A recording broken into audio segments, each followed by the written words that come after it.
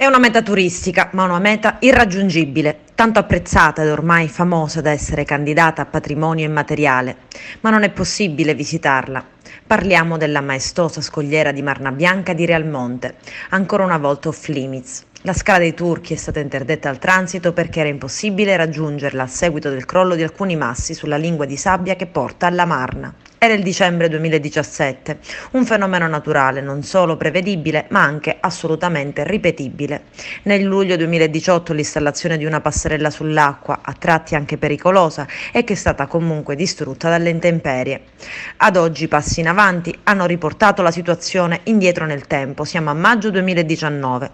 È ancora una volta inaccessibile, sono in corso delle opere di messa in sicurezza, un progetto della Protezione Civile finanziato dalla Regione Sicilia che prevede il disgaggio, ovvero il far precipitare in modo controllato i massi pericolanti ed il successivo posizionamento di una rete a protezione di eventuali altri distacchi di falesia.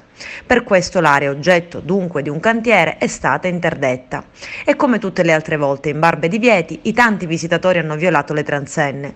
A diffondere il video dell'infrazione l'associazione ambientalista Mariamico di Agrigento che da anni si batte per un possibile futuro dell'area diventata ormai meta turistica. Ancora una volta la Scala dei Turchi diventa sede dell'illegalità e in questo caso anche pericolo.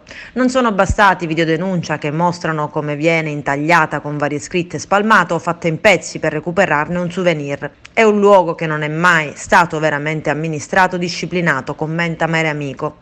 Adesso, anzi per la precisione ieri, si è svolto un incontro interforze. Se la pubblica amministrazione non ha trovato una soluzione anche perché è in contrasto con il privato proprietario della Scala dei Turchi, le forze dell'ordine hanno deciso di mantenere un occhio vigile. Non è escluso che vengano installate delle telecamere e per chi ha infranto il divieto è scattata una sanzione che si traduce con una multa di 50 euro.